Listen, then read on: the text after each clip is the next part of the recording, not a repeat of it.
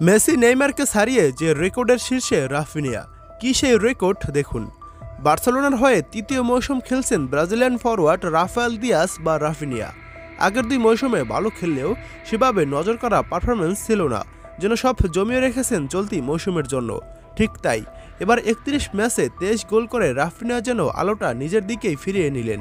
ছন্দময় ফুটবলে তিনি UEFA champions লিগে একটি রেকর্ডও করেছেন, যেখানে পেছনে ফেলেছেন লিওনেল মেসি ও নেইমার জুনিয়রের মতো তারকাদের। ইউরোপের সর্বোচ্চ প্রতিযোগিতার আসর চ্যাম্পিয়ন্স লিগের প্লে অফ অনেক আগেই নিশ্চিত করেছিল বার্সেলোনা। গ্রুপ পর্বের শেষ ম্যাচে তারা বুধবার রাতে মুখোমুখি হয় আটলান্টার। ম্যাচটিতে জয় পায়নি কেউই, শেষ হয়েছে 2-2 গোলের সমতায়। এদিন স্প্যানিশ জায়ান্টদের হয়ে গোল করেছেন লামিনে ইয়ামাল ও রোনাল্ড আরাহু। গোল না পেলেও দুটি গোলে এসেছে রাফিনিয়ার সহায়তায়।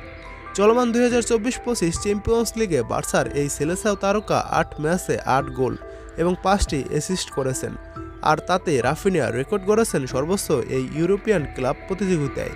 মিনিটের হিসাবে বার্সেলোনার চ্যাম্পিয়ন্স লিগ ইতিহাসে তিনি সবচেয়ে কম সময়ে গোলে অবদান রেখেছেন।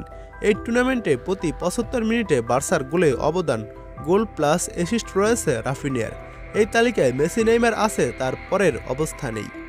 স্প্যানিশ ফুটবল নিয়ে গবেষণা সংস্থা অপটা হোর্সের তথ্যমতে চ্যাম্পিয়ন্স লিগে বার্সার হয়ে ন্যূনতম 1000 মিনিট খেলেছেন এমন ফুটবলারদের মধ্যে গোলে অবদান সবার শীর্ষে রাফিনিয়া। প্রতি 75 মিনিটে তার একটি গোল কিংবা অ্যাসিস্ট রয়েছে। একই হিসাবে মেসি প্রতি 80 মিনিট, নেইমার প্রতি 95 মিনিট, হিস্ট্রো স্কোপস 97 মিনিট এবং রবার্ট লেভানডফস্কি প্রতি 101 মিনিটে গোল অথবা তাতে বলের যোগান দিয়েছেন চ্যাম্পিয়ন্স লিগে। চলতি মৌসুমে কাতালান ক্লাবটির অধিনায়কত্বের আমব্রাট উঠেছে রাফিনিয়ার হাতে। এর আগে থেকে দুর্দান্ত ফর্ম দেখিয়ে চলেছেন এই সেলেসাও তারকা ফরওয়ার্ড। চলতি চ্যাম্পিয়ন্স লিগে গোল অ্যাসিস্ট মিলিয়ে 13টি করে তিনি সবার শীর্ষে রয়েছেন।